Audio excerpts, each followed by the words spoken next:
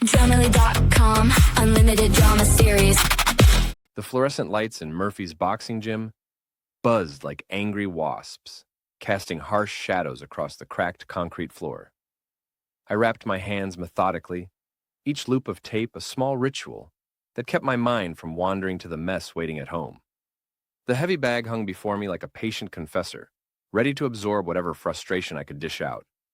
"You seem punchier than usual tonight, Dan," Coach Eddie called from across the gym, his gravelly voice cutting through the ambient noise of clanking weights and squeaking equipment. "Trouble at home?" I threw a sharp jab at the bag, feeling the satisfying thud reverberate up my arm. "Only if you count my wife's new work husband as family trouble." Eddie's weathered face crinkled into a knowing grimace. At 55, he'd seen enough broken marriages come through these doors to recognize the signs. "That bad, huh?" "Let's just say Marta's been putting in a lot of overtime lately." I landed a solid cross, then another. "Funny thing is, her paychecks haven't gotten any bigger." This town was like a fishbowl full of piranhas. The only thing sharper than their teeth was their memory for scandal. As a CPA for the local businesses, I'd learned to keep my mouth shut and my books clean. But lately, I'd been feeling like the entertainment instead of the accountant. The gym door chimed as someone entered, bringing with it the October chill that had settled over our Rust Belt city like a wet blanket. Through the window, I could see the strip mall across the street, half the storefronts dark, the other half hanging on by threads of desperation and stubbornness. This place had character, Eddie always said. What he meant was that it had problems. I unwrapped my hands and grabbed my water bottle, the cool liquid doing little to wash away the bitter taste that had become my constant companion. 3 months ago, everything had been normal. Marta complained about her job at Kincaid Creative Solutions. I balanced books for small businesses. And we went through the motions of a 25-year marriage with the practiced efficiency of two people who'd forgotten why they'd started dancing in the first place. Then Corbin Findler arrived, creative director, according to his business card. 35 years old, with the kind of manufactured confidence that came from expensive suits and a gym membership he actually used. Marta had mentioned him in passing at first. New hire, fresh ideas, really shaking things up at the agency. Her voice had carried a note I hadn't heard in years. Excitement. I should have paid attention then. "You heading home?" Eddie asked, toweling off a set of dumbbells with the methodical care of a man who'd built something worth maintaining. Eventually, I slung my gym bag over my shoulder. "Gotta stop by the office first. Month-end reconciliations wait for no one." It was a lie, but a harmless one.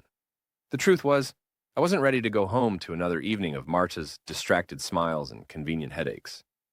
The office would be quiet, peaceful, a place where numbers added up the way they were supposed to.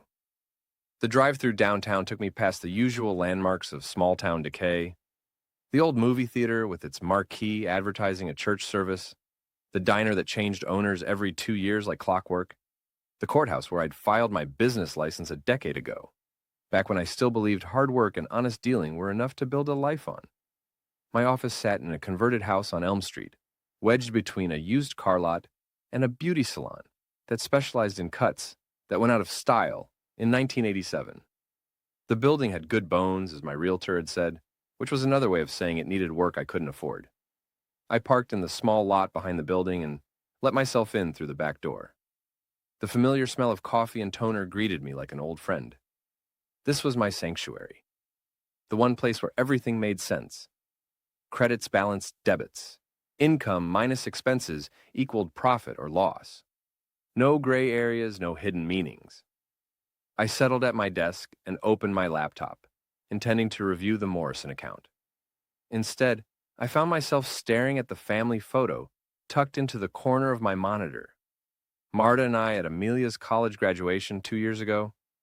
Our daughter beaming between us, ready to conquer the world with her psychology degree. Ross had been there too, though he'd managed to avoid most of the photos, claiming his graduate studies in engineering were more important than family pictures. Both kids had inherited their mother's ambition and their father's stubborn streak. It was a combination that served them well in their chosen fields, but made family dinners feel like diplomatic negotiations. The photo showed a happier time, or maybe just a more naive one. Marta's smile looked genuine, her hand resting naturally on my shoulder. I tried to remember the last time she'd touched me without it feeling like an obligation. My phone buzzed against the desk. A text from Marta. Working late again. Don't wait up. I stared at the message, noting the timestamp. 9:47 p.m. Her usual late nights had been ending around this time, not starting.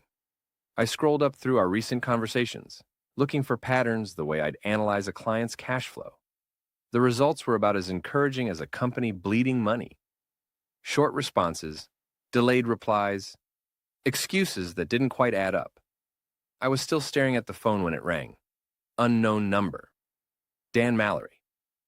Mr. Mallory? This is Janet from the credit card company. We're calling about some unusual charges on your joint account. Just wanted to verify they're legitimate. My stomach tightened. What kind of charges? Several transactions at something called Lakeside Retreat Rentals. The amounts aren't huge, but they're recurring, and they're happening during business hours. Just wanted to make sure your card wasn't compromised. Lakeside Retreat Rentals. I'd never heard of it. Can you give me the dates and amounts? Janet rattled off a list that made my hands clench into fists. Every Tuesday and Thursday for the past 6 weeks. Always the same amount. Always during the hours when Marta claimed to be in client meetings. Mr. Mallory, are you there? Yes, thank you for calling. Those charges are legitimate. I hung up before Janet could ask any more questions. My hands were shaking as I opened my laptop and searched for Lakeside Retreat Rentals. The website was simple, clean, discreet, short-term rentals for business travelers and couples seeking privacy.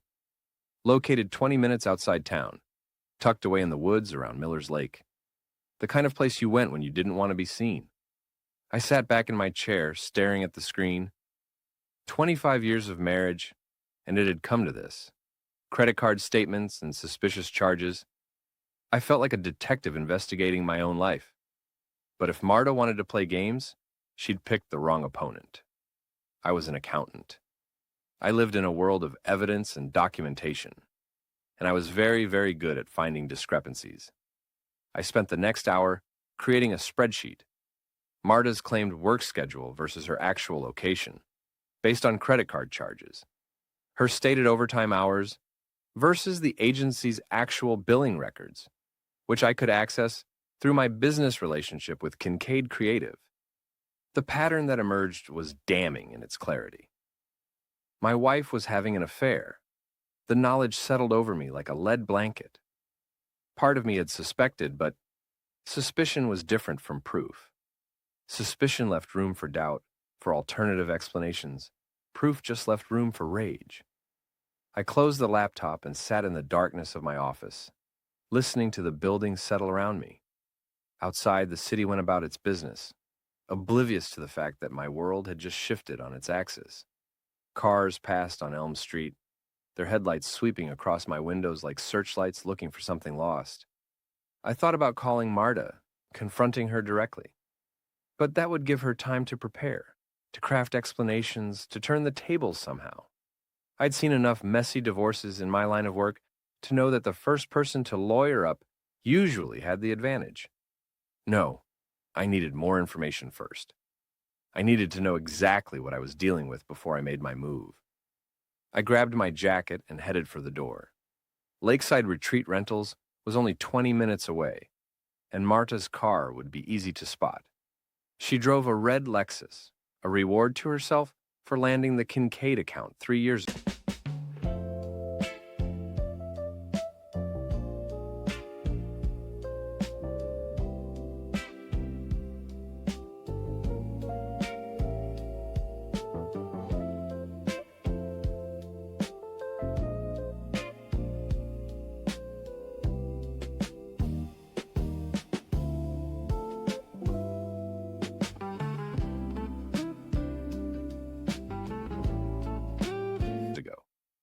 At the time, I'd been proud of her success.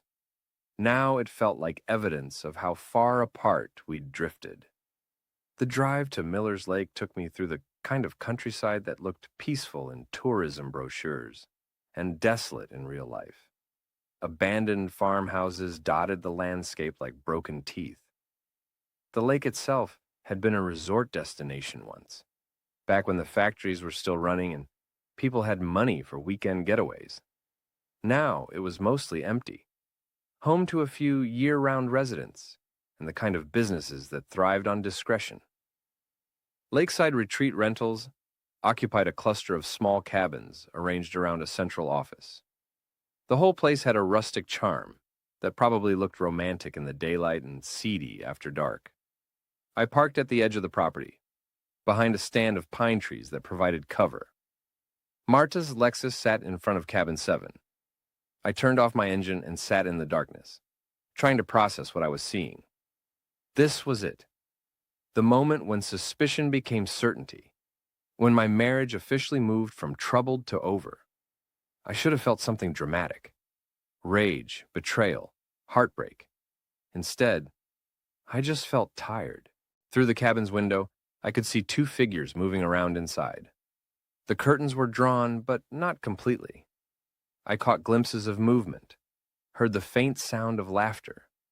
My wife's laughter, the kind I hadn't heard directed at me in months. I pulled out my phone and started taking pictures. The license plates, the cabin number, the timestamp.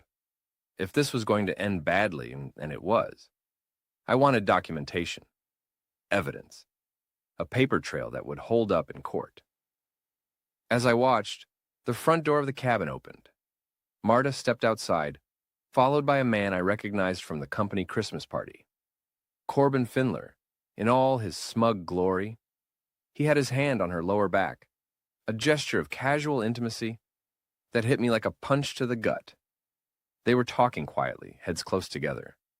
Marta was smiling up at him the way she used to smile at me, back when we were young and stupid enough to believe love conquered all. Corbin said something that made her laugh, and she playfully swatted his arm. I took more pictures, my hands steady despite the adrenaline coursing through my system. This was evidence, I told myself. Documentation. It wasn't personal, it was just business.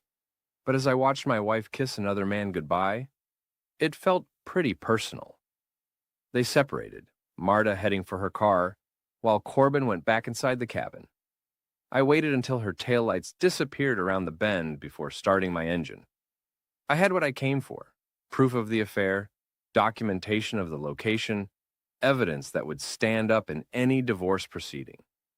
But as I drove home through the empty streets, I realized I wanted more than just a divorce. I wanted justice. I wanted consequences. I wanted everyone who'd been laughing behind my back to know exactly what kind of people they'd been supporting. Marta thought she was being clever, sneaking around with her creative director, while her boring accountant husband buried himself in spreadsheets and tax returns.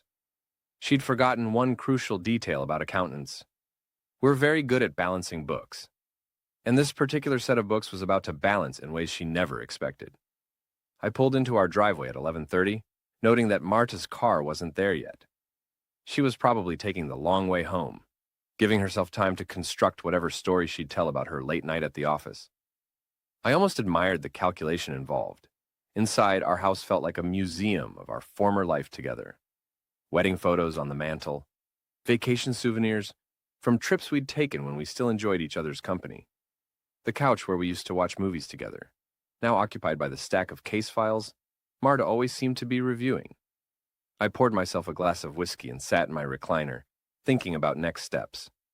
Divorce was inevitable now, but the terms were still negotiable. Asset division, alimony, the house, all of it would depend on how well I played my cards. Marta had made the first move by having an affair. Now it was my turn. The front door opened at midnight, followed by the familiar sounds of Marta's evening routine. Keys in the bowl by the door, heels clicking across the hardwood floor, the rustle of her jacket being hung in the closet. Dan, are you still awake? In here, I called, keeping my voice neutral. She appeared in the doorway of the living room, looking slightly disheveled, but trying to hide it. Her lipstick was gone, and her hair was mussed in a way that suggested fingers had been running through it. Not her own fingers. How was work? I asked, taking a sip of whiskey.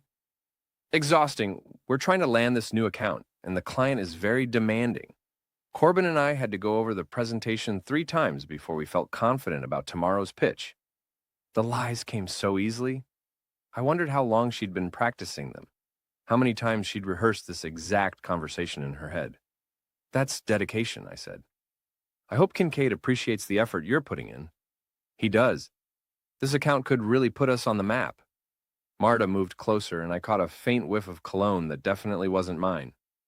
I'm going to grab a shower and head to bed. Don't stay up too late. She kissed the top of my head, a gesture that felt more like a benediction than affection. Then she was gone, leaving me alone with my whiskey and my plans. A couple's spa. You took her to the place we go. It was a birthday gift. She's a friend. Friends don't get $500 couples massage. Watch more on Grammarly.com. I finished my drink and headed upstairs, passing the bathroom where Marta was washing away the evidence of her evening. The sound of running water covered my footsteps as I slipped into our bedroom and checked her purse, credit cards, cash, receipts, and tucked into the side pocket a key card for Lakeside Retreat Rentals, Cabin 7. I photographed the key card and put everything back exactly as I'd found it. Then I went to my home office and opened a new file on my computer. I labeled it Project Reckoning and began transferring the photos from my phone. By the time Marta emerged from the bathroom, I was in bed with my back turned, pretending to sleep. She slipped under the covers beside me, careful not to disturb the space between us that had grown wider with each passing month. "Good night, Dan," she whispered. "Good night," I replied. But I wasn't planning to sleep. I had work to do. The next morning arrived with the kind of gray October sky that made everything look like a noir film. I was up before dawn, sitting in my office with a cup of coffee and a growing file of evidence. Marta's affair wasn't just a betrayal. It was a pattern, and patterns could be analyzed, predicted, and exploited.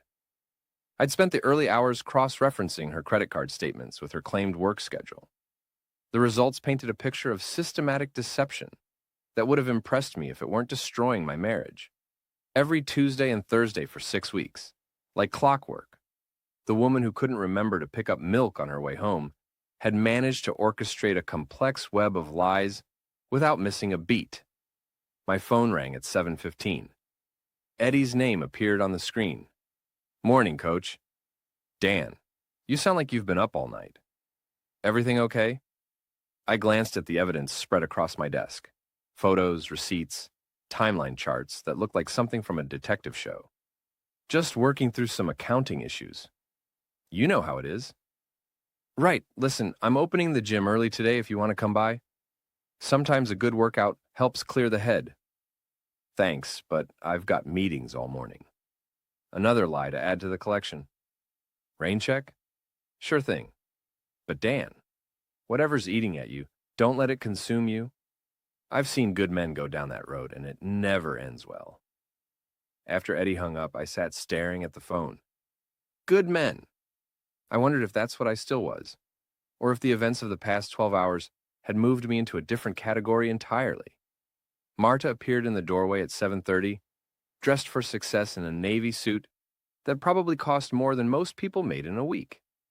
She looked polished, professional, and completely at ease with her double life. "You're up early," she observed, pouring herself coffee from the pot I'd made. "Couldn't sleep. The Morrison account is giving me headaches." She nodded absently, already mentally preparing for her day. Or maybe planning her next rendezvous. It was hard to tell the difference anymore. "I'll be late again tonight," she said, not quite meeting my eyes. "Big presentation day, and then we'll probably need to debrief afterward." "With Corbin?" The question slipped out before I could stop it. Marta's hand paused halfway to her lips, coffee cup suspended in midair. "Among others," she said carefully. "Why?" "Just curious. You mention him a lot lately." "He's the creative director. Of course I mention him." Her voice carried a slight edge now, the tone she used when she felt cornered. "Is there a problem with that?" I shrugged, keeping my expression neutral. "No problem, just making conversation." But there was a problem, and we both knew it. The question was whether she realized how much I knew. Marta finished her coffee and gathered her things, moving with the efficient grace of someone who had places to be and people to deceive. She kissed my cheek on her way out, the same perfunctory gesture she'd been giving me for months. "Have a good day," she said. You too." I waited until her car disappeared down the street before opening my laptop and getting to work. If Marta wanted to play games, I'd show her what a professional looked like. My first call was to a private investigator named Tom Bradley, a former cop who'd helped me with a few fraud cases over the years. Tom had the kind of face that blended into crowds and the patience to sit in parking lots for hours without going stir-crazy. Dan Mallory. Been a while. "Hey, Tom, I need a favor. Personal this time? Marital? How'd you guess? 20 years in this business, you learn to read the signs. What do you need?" I gave him the basics: times, locations, names. Tom listened without comment, occasionally making notes. When I finished, he was quiet for a moment. "You sure you want to go down this road? Sometimes ignorance really is bliss." "Too late for that. I need documentation that will hold up in court." "Fair enough. My rate's $250 a day plus expenses. I can start today." "Do it." My second call was to Janet Morrison, my most understanding client, and a woman who'd been through her own messy divorce 3 years earlier. "Dan, what can I do for you?" "I need the name of your divorce attorney. The good one, not the one who handled your first attempt." Janet was quiet for a moment. "Oh, Dan, I'm sorry." "Don't be sorry yet. Just give me the name." "Patricia Wells. She's expensive, but she's worth every penny. Shall I call and tell her to expect you?" "Please." By 10 a.m., I had a private investigator documenting my wife's affair and an appointment with a divorce attorney for the following afternoon. It felt like progress, or maybe just momentum. Sometimes they were the same thing. I spent the rest of the morning working on legitimate client files, trying to maintain some semblance of normalcy, while my personal world imploded in slow motion. Numbers were comforting in their predictability. Unlike people, they didn't lie or cheat or pretend to be something they weren't. My phone buzzed with a text from an unknown number. "Mr. Mallory, this is Ayla Findler. I think we need to talk." Ayla Findler. Corbin's girlfriend, according to the background check I'd run that morning. 28 years old, unemployed, with a history of short-term relationships with men who had more money than sense. Apparently, she'd figured out what her boyfriend was doing with his afternoons. I stared at the message for a long moment, then typed back, "About what?" Her response came immediately. "About the situation with your wife and my boyfriend. We should meet." This was unexpected. I'd been prepared for a lot of scenarios, but the other woman's girlfriend wanting a sit-down wasn't one of them. Still, information was information, and I needed all I could get. When and where? Denny's on Route 9. 1 hour. Denny's was the kind of place where conversations could get heated without anyone paying attention. Neutral ground for an unnatural alliance. I arrived first and chose a booth in the back corner where I could see the entrance and keep my voice down. Ayla Findler walked in 10 minutes later, and I recognized her immediately from the social media photos I'd found during my research. She was attractive in an obvious way, with blonde hair that came from a bottle and clothes that were trying too hard to look expensive. But there was something sharp in her eyes, an intelligence that suggested she was more than just another pretty face looking for a sugar daddy. "Mr. Mallory?" She slid into the booth across from me, declining the waitress's offer of coffee. "Thank you for meeting me. Call me Dan, and I'm curious why you wanted to meet." "Because we have a problem. Both of us." She leaned forward, lowering her voice. "Corbin thinks he's being clever, sneaking around with your wife. But he's not as smart as he thinks he is." "What makes you say that?" "He's been coming home smelling like her perfume and lying about where he's been. Plus, he's been spending money we don't have on hotel rooms and fancy dinners." She paused, studying my face. "You already knew about the affair, didn't you?" "I suspected." "Well, now you know for sure. The question is, what are we going to do about it?" I leaned back, trying to read her angle. "What do you suggest?" "I suggest we work together to make sure they both get what they deserve. Corbin's been using me for a place to live while he plays house with your wife. And from what I can tell, she's been using you for financial security while she has her midlife crisis." There was a cold calculation in her voice that reminded me of myself. We were both people who'd been betrayed, but more than that, we were both people who understood the value of strategic thinking. What exactly are you proposing? Information sharing. You tell me what you know, I tell you what I know. Between the two of us, we can build a case that will leave them both with nothing. I considered the offer. Ayla clearly had her own agenda, but our interests seemed aligned for the moment, and she might have access to information I couldn't get on my own. What kind of information do you have? She smiled, and for the first time, it looked genuine. Text messages, photos, financial records showing where Corbin's been spending money. Plus, I know about the cabin. Cabin 7 at Lakeside Retreat? You have been doing your homework. She pulled out her phone and scrolled through the photos. I followed him there last week. Got some very interesting pictures. She showed me the screen and I felt my jaw tighten. Marta and Corbin on the cabin's small porch, wrapped around each other like teenagers. The timestamp showed it was taken during her supposed client meeting on Thursday. I'll share everything I have, Ayla continued, in exchange for your help with something. What kind of help? Corbin's been freeloading off me for months, eating my food, using my car, sleeping in my bed while he saves up money to impress your wife. I want him gone, but I need leverage to make it stick. I studied her face, looking for signs of deception. She seemed sincere, but sincerity was easy to fake when you had enough motivation. What makes you think I can help with that? Because you're an accountant, and accountants know how to make problems disappear on paper. Plus, you probably want revenge just as much as I do. She wasn't wrong. The rational part of my brain knew that revenge was a luxury I couldn't afford, that I should focus on protecting my assets and getting out of the marriage with my dignity intact. But the emotional part, the part that had been humiliated and betrayed, wanted to see Marta and Corbin pay for what they'd done. I'll think about it, I said finally. Don't think too long. Corbin's getting bolder, and your wife's getting sloppy. It's only a matter of time before this whole thing explodes. And when it does, we want to be the ones holding the matches. She left me with her phone number and a promise to send me copies of the photos she'd taken. I sat in the booth for another 20 minutes, drinking coffee and thinking about unnatural alliances and the enemy of my enemy.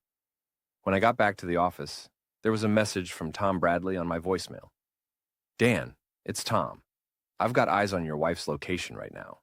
She's not at her office. Call me back. I dialed his number immediately. Where is she? Lakeside Retreat Rentals, Cabin 7. She arrived about an hour ago, and she's not alone. You want me to get photos? Yes. Everything you can document without breaking any laws. Copy that. I'll call you when I have something. I hung up and stared out the window at the gray October afternoon. Somewhere across town, my wife was in bed with another man, probably laughing about how easy it was to fool her boring husband. The thought should have hurt more than it did. Instead, I felt something cold and calculating settle into my chest. Marta wanted to play games? Fine. But she'd picked the wrong opponent. I was an accountant. I understood consequences, and I was very good at making sure the books balanced. My phone buzzed with a text from Ayla. Corbin just left my apartment.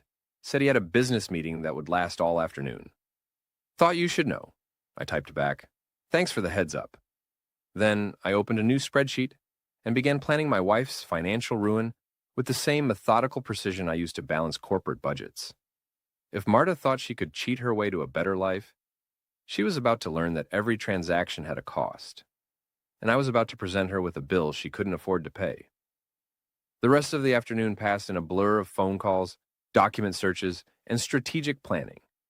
By 5 p.m., I had a clearer picture of my situation than I'd had that morning. It wasn't pretty, but it was actionable. Tom called with his preliminary report just as I was getting ready to leave the office. I've got what you need, he said, photos, timestamps, license plates. Your wife and this Corbin character aren't exactly being discreet. How bad is it? Let's just say if this goes to court, you won't have any trouble proving adultery. I'm uploading everything to the secure server now. You'll have access within the hour. Thanks, Tom. Keep monitoring for the rest of the week. I want a complete pattern documented. Will do. And Dan, I'm sorry you're going through this. Don't be sorry. Just be thorough. I drove home through the early evening traffic, thinking about the conversation I'd be having with Marta soon. Not tonight. I wasn't ready yet. But soon. I wanted all my pieces in place before I made my move. The house was empty when I arrived, which wasn't surprising. According to her text, Marta would be working late again. Another client dinner, another strategy session, another night of lies wrapped in professional necessity. I poured myself a whiskey and settled into my recliner with my laptop. The photos Tom had uploaded were damning in their clarity. Marta and Corbin entering the cabin together. Corbin's hand on her back as they walked. A shot through the window showing them in an embrace that left no room for alternative interpretation. I studied each image with the detached professionalism of an auditor, reviewing questionable expenses. This was evidence, documentation, proof of infidelity that would stand up in any court proceeding. But it was also